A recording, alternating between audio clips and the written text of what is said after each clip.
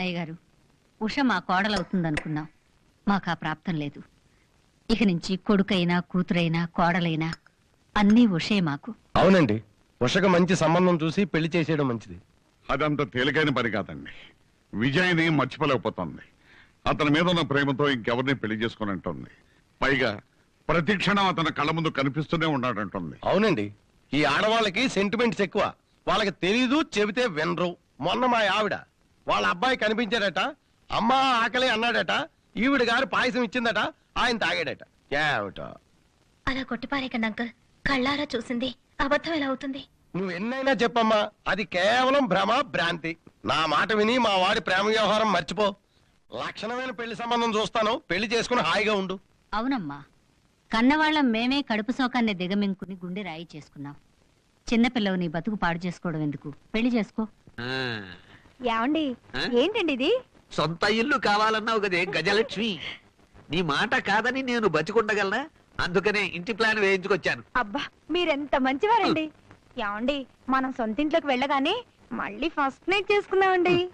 సరే, ఈ ఇల్లు కట్టడానికి ఇంకా 6 నెలలు టైం ఉంది కదా, అప్పుడు ఆలోచిద్దాం. సర్లేండి. ఏమిటి అది కొంపగానే అంటుకుందా?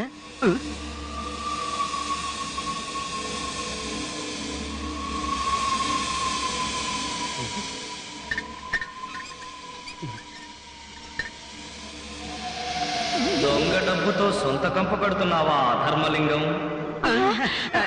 ఎవరు నువ్వు? ఏ గొంతు గుర్తుపట్టలేదా?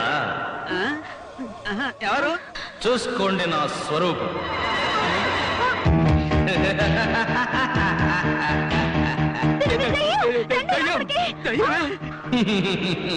అవును, దెయ్యాన్ని.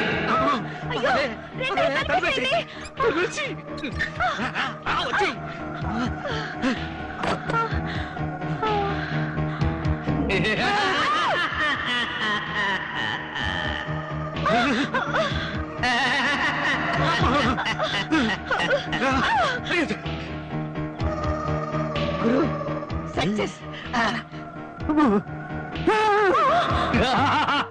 యముండా,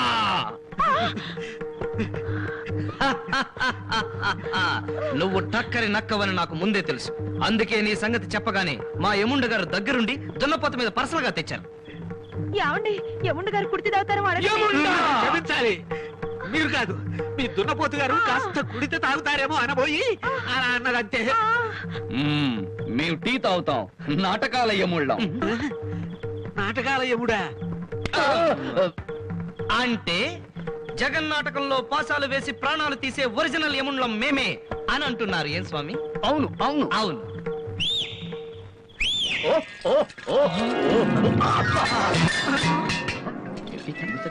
కళ్ళు చూడు.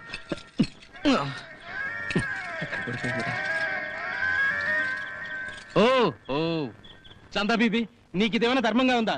సీను మధ్యలో విసిరేసి దున్నపోతులు పిలిస్తేలాగమ్మా. మీరు చెప్పిన టైం అయిపోయింది. ఒక్క అరగంట ఉంచమ్మా. వీలేదు. ఏమండి, యముడు గారికి కనుచూపు తగ్గినట్టుంది. తగ్గదు మరి, ప్రతిరోజు చంపటమే పని. ఆ పాపం ఊరికినే పోతుందే, అందుకనే కళ్ళు పోయాయి. చాలా పొరపాటు. ఆయనకి కంటి చూపు తగ్గింది అంటే జ్ఞాననేత్రం తెరుచుకుందన్నమాట. జ్ఞాననేత్రం తెరుచుకుంది అంటే పాశం వేసి ప్రాణాలు తీసే పని ఎక్కడో తగిలిందన్నమాట. అందుకే దున్నపోతును పంపించారు. ఇదిగో ఈ 25 రూపాయలు ఉంచుకొని ఒక్క 10 నిమిషాలు ఓపెట్టు. అయితే తొందరగా కానివ్వండి. ఆలస్యమైందనుకో మళ్ళీ విజయ్ జాగ్రత్త. పని అయిపోగానే దున్నపోతు వస్తుంది. అప్పుడు జ్ఞాననేత్రం మూసుకుంటుంది, ఒరిజినల్ కళ్ళు తెరుచుకుంటాయి. మీ అంతు తేల్చేస్తారు. ఎటనవాడు ఆడ చేశాడు నాకే తెలియదు బాబు. స్వామి, ఇక మీరు జ్ఞాననేత్రం మూసేయండి, కళ్ళజోడు పెట్టుకుని ఒరిజినల్ కళ్ళతో చూడండి. చూసారా, పని అయిపోయి దున్నపోతు వచ్చేసింది, వారికి జ్ఞానం వచ్చేసింది. ఏమి ధర్మలింగ, డబ్బు ఇచ్చేదవా మాతో వచ్చేదవా? ఉండండి. చూసారా మరి, ఈ మధ్య యముండ గారు ప్రాణాలు తీయడంలో వెరైటీ ప్రదర్శిస్తున్నారు. మర్యాదగా నువ్వు కొట్టేసిన డబ్బు తీసుకొచ్చి ఇచ్చావా సరే సరే, లేదా నీ చేత మీ ఆయన ప్రాణాలు తీయిస్తారు, నిన్ను జైలుకు పంపిస్తారు. యముండా, పోనీ ఆ వెధవ డబ్బు ఇచ్చేయండి, లేకపోతే నేను మిమ్మల్ని చంపాల్సి వస్తుంది. అలాగేనే అయ్యా దెయ్యం గారు, ఆ డబ్బు బ్యాంకులో ఉన్నది. రేపు ఎవరినన్నా పంపిస్తే డ్రా చేసి ఇచ్చేస్తాను. నేను నమ్మను. యముండా! మ్. అమ్మ తోడు మా ఆవిడ మీదొట్టు. నా మాట నమ్మండి, రేపే ఇచ్చేస్తాను. ఇవ్వకపోతే నా ప్రాణాలు తీసేయండి. ఏముండ గారు, రేపటిదాకా వీళ్ళకి ఆయుష్ ఉందా? ఉంది.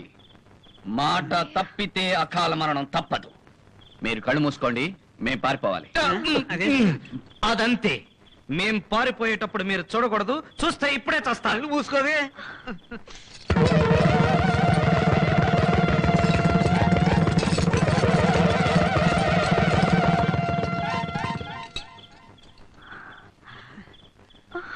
అమ్మయ్యా, వెళ్ళిపోయారు. గురు కొమ్మనిగింది. Very very bad news. ఏరా, ఇంటి వనరు ఊరి నుంచి వచ్చాడా? కాదు బాసు, ఉషకి వేరే పెళ్లి సంబంధం చూశారట. ఈ రోజే పెళ్లి చూపులు.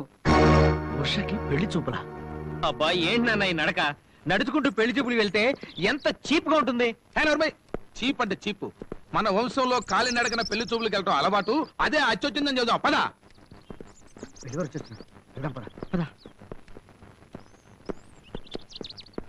నమస్కారం సార్. నమస్కారం. సార్, మీరు రాఘవయ్య గారింటి పెళ్లి చూపులకు వెళ్తున్నారా? అవును, ఏ అది దిక్కుమాలిన సంబంధం. ఆ అమ్మాయి మంచిది కాదు, వెనక్కి వెళ్ళిపోండి అని చెప్పడానికి వచ్చారా? ఇదిగో చూడు, ఈ సినిమా ఎత్తులు నా దగ్గర సాగవు. అవతలికి వెళ్ళిపోండి. సార్ మీరు పొరపాటు పడుతున్నారు సార్. రాఘవయ్య గారు దేవుడు, వాళ్ళ అమ్మాయి బంగారు బొమ్మ, బుద్ధిమంతురాలు. మీకు అలాంటి సంబంధం దొరకడం నిజంగా అదృష్టం సార్. కానీ చెప్పు బ్రదర్, ఏమిటి సంగతి? ఏం లేదు సార్, గ్యారంటీగా మీరు ఈ సంబంధం చేసుకోవాలంటే ఆ అమ్మాయిని మీరు ఏమైనా అడగండి, వాళ్ళు ఏం పెట్టినా తినండి.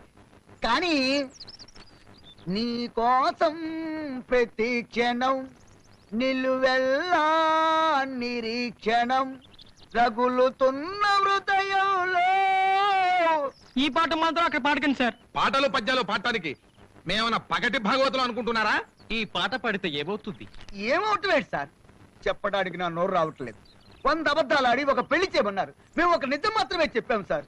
వస్తాం సార్. సార్, సంబంధం మాత్రం జారిపోనివ్వకండి. బంగారు లాంటి సంబంధం. పేపర్ జాగ్రత్త. నీ కోసం ప్రతి క్షణం నిలువెల్లా నిరీక్షణం. పాట వచ్చేసింది. గ్యాలన్ దొరికాడు. ఆహా, రండి బాబు గారు, రండి. రా బాబు. ఏ టాక్సీలో వచ్చారా? వచ్చినా బాగుండేది. ఆ పాట గురించి తెలిసేది కాదు. ఆ? ఏ పాట? నీ మొహం పాట. కాబోయే మావుగారు కదా, మహా జోకులేస్తున్నాళ్ళండి. మా వాడికి అస్సలు పాటలు రావండి. ఆ, లోపల రండి. రండి రండి. కూర్చోరా.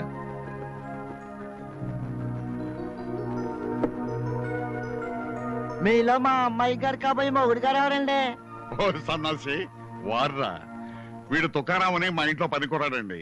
పేరుకు పనివాడే గాని మాతో కలిసిపోయాడు. డ్రింకులు టిఫిన్లు ఇక్కడ తినేస్తారండి, పొట్లం కట్టి ఇంటికి ఇచ్చామంటారండి. అంటే ఆఖరిలో మన స్పృహలో ఉండని ఉద్దేశమా? అంటే ఆ పాట నువ్వు నోరెత్తకరా. రేయ్, ఇట్రా. నిన్ను అనవసరమైన వాగుడు వాగుద్దని చెప్పానా? వీళ్ళ అమ్మాయిని తీసుకురా. ఉమ్.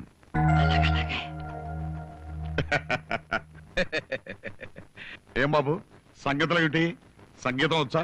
పాటలు బాగా పాడతావా? చచ్చిన పాట అండి. అంటే ఆ పాట గురించి నువ్వు నోరు మీరా. రండి రండమ్మా, రండమ్మా. మీరు అలా కూకండి. అయ్యగారు చూసుకోండి మా అమ్మాయి గారిని. బావగారు, ఆ దొంగ చూపులు చూడక్కర్లేదు, ధైర్యంగా చూడండి. అక్కయ్య, ఆ పాట వచ్చేమో అడగండి. ఏ పాట బాబు?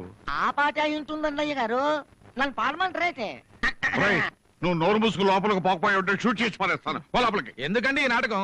పాండవండి ఏమవుతుందో చూద్దాం. పాడు బాబు, నువ్వు పాడు. రేయ్, అప్సగుర పక్షి, పో లోపలికి.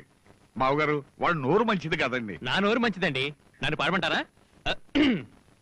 నీ కోసం ప్రతి క్షణం నిలువెల్లా నిరీక్షణం రగులుతున్న హృదయంలో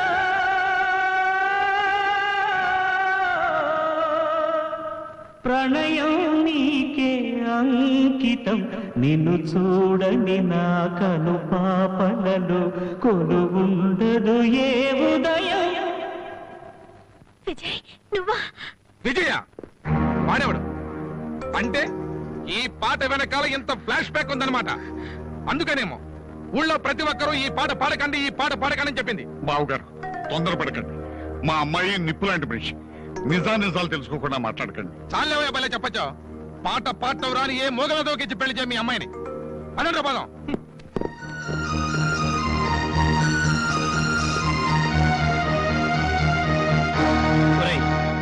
ఈ టైప్ లో వెళ్ళి ఏముండా అంటే చండాలంగా ఉంటుందేమోరా. ఆ చాంద్ బీబీకి 10వ పరకో కొట్టి దున్నం తీసుకొస్తే ఎంత బాగుండేది. పర్లేదు గురు, ఓ రౌండ్ భారీగా వెళ్ళి భయపెట్టాం కదా, ఈ పాటికి డబ్బు రెడీ చేసే ఉండే ఉంటాడు. చూస్తుండు. దిగో. పంచ పద.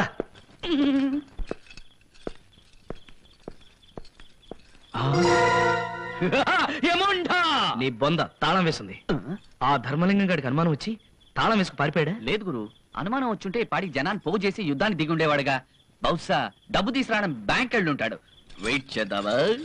అర్ధరాత్రి పూట బ్యాంక్ బార్లే ఉంటాయిరా, అది కూడా మద్య నిషేధం. అయినా ఎలా తప్పించుకుంటాడో నేను చూస్తాను. చూసా మరి, దున్నుపోతా ఎలా అదా చేశాలో. పద.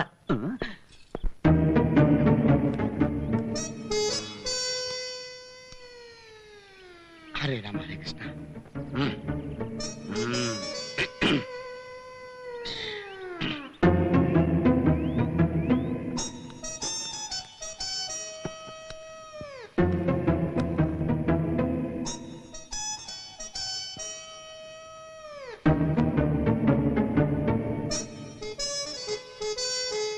ఎవరో చెప్పుకో చూద్దాం. అబ్బా ఆ మాత్రం కనిపెట్టలేననుకుంటున్నారా? నా కడుపులో పెరిగే బిడ్డకి తండ్రి. అదేంటి, ఏమైంది? ఆకాశం విరిగి నెత్తి మీద పడ్డట్టయింది. అది సరే, ఏంటన్నావు? నీ బిడ్డకి తండ్రి అంటే నువ్వు? దాంట్లో అంత ఆశ్చర్యం ఏముంది? Just natural. ఎంజాయ్మెంట్ కి బిల్లు వచ్చింది. Current bill, water bill, phone bill, అలాగే ఇది కూడా. అంటే అప్పుడప్పుడు తప్పుడు బిల్స్ కూడా వస్తుంటాయిలే. అంటే ఏంటి నీ ఉద్దేశం? అంటే అది నా బిల్లా, చచ్చిపోయిన ఆ విజయగాడి బిల్లా అని. విజయ్ మీద మోజు పడ్డానే గాని అతను ఎప్పుడు హద్దు మీరలేదు. నీలా పూజలు చేస్తూ పాడు పనులు చేసే రకం కాదు విజయ్. సర్లే, వాడు పోయాడు. నేను ఎలాగో నిన్ను పెళ్లి చేసుకోను. నువ్వు వెంటనే డాక్టర్ని కలిసి అబార్షన్ చేయించుకుంటే మంచిది. నాకు అలా మనసు ఒప్పట్లేదు. నేను తల్లిని కావాలి. అయితే ఒకటే మార్గం. ఏమిటది? విజయ్ బతుకున్నప్పుడు నిన్ననేక సార్లు అవమానపరిచాడు, నీ పరువు తీశాడు. విషయం మర్చిపోయావా?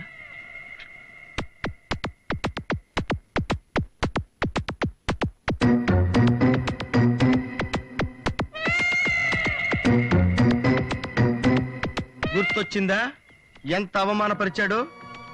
విజయ్ గాడికి ఆఫీస్ నుంచి బోర్డంత డబ్బు రాబోతుంది. సపోజ్ ఈ బిల్లు విజయ్ గాడిదేనని వాళ్ళ అమ్మా నాన్నల్ని నమ్మించావనుకో, డబ్బుకి డబ్బు, ప్రతీకారానికి ప్రతీకారం. బిడ్డని గంటానికి పాస్పోర్ట్. ఎలా ఉంది నా ఐడియా? కరెక్ట్. అందరూ చచ్చి సాధిస్తారంటారు. నేను ఆ చచ్చిపోయిన విజయ్ గారిని సాధిస్తాను. చూస్తూ ఉండు. హరే రామ హరే రామ, హరే కృష్ణ హరే కృష్ణ.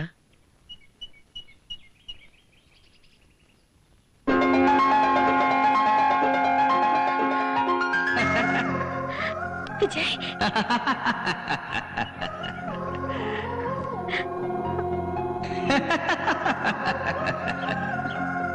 అదేమిటి అక్కడున్నా? చచ్చిపోయి దెయ్యమయ్యాక చెట్లు పుట్టలు పట్టుకుని వేలాడక టాక్సీలోనూ ఆటోల్లో తిరగడం ఎలా వీలవుతుంది? ఎలా ఉన్నావు? విజయ్ కిందకి రా. విజయ్ ప్లీజ్, నిన్నే. అయితే కళ్ళు మూసుకుని పెద్దగా విజయ్ అని పిలువు, వస్తా. అలాగే. విజయ్!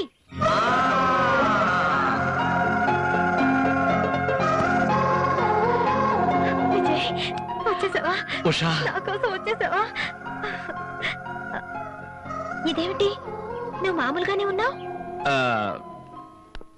నేను ఇలా రావడానికి ఎంత కష్టపడాల్సి వచ్చిందో తెలుసా?